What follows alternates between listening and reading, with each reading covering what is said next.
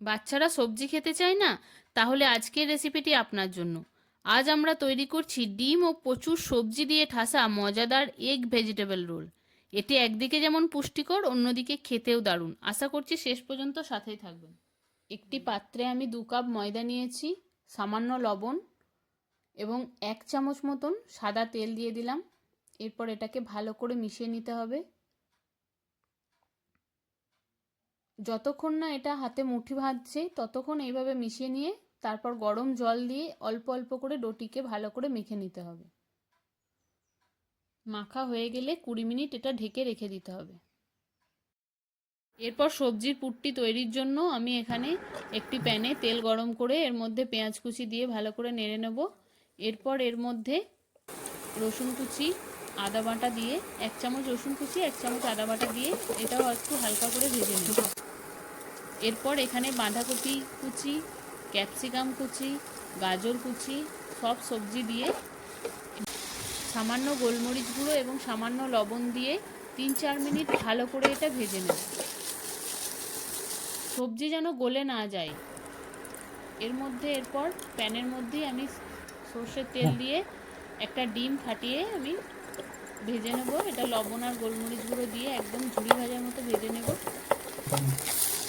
ভেজে এটা এবার সবজির সাথে ডিমটা ভালো করে মিশিয়ে নেব। উপর থেকে কাঁচা লঙ্কা কুচি ছিটিয়ে দিলাম। 2 চামচ সয়া সস দিয়ে ভালো করে নেড়ে নেব, দিয়ে এটা নামিয়ে ঠান্ডা হতে দেব। এরপর ডোটা থেকে ছোট ছোট করে লেচি কেটে নেব, দিয়ে এটাকে রুটির মতো করে পাতলা পাতলা করে বেলে নেব।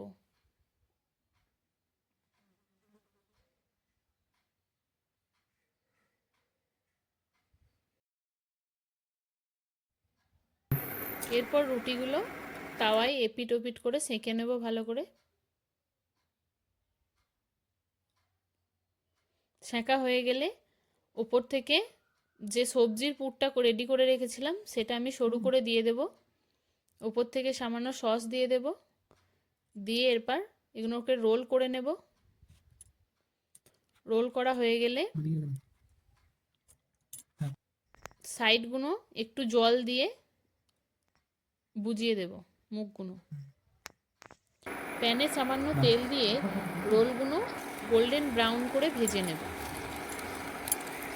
এপিট ওপিট ভেজে নেব। তৈরি হয়ে গেল আমাদের গরম গরম ডিম সবজি রোল। দেখলেন তো কত সহজেই এটি বানিয়ে ফেলা যায়। এই রোলগুলো টমেটো সস বা চাটনির সাথে খেতে জাস্ট অসাধারণ লাগে। বাড়িতে আত্মীয় আসুক বা বাচ্চার টিফিন, সবখানেই এটি সুপারহিট।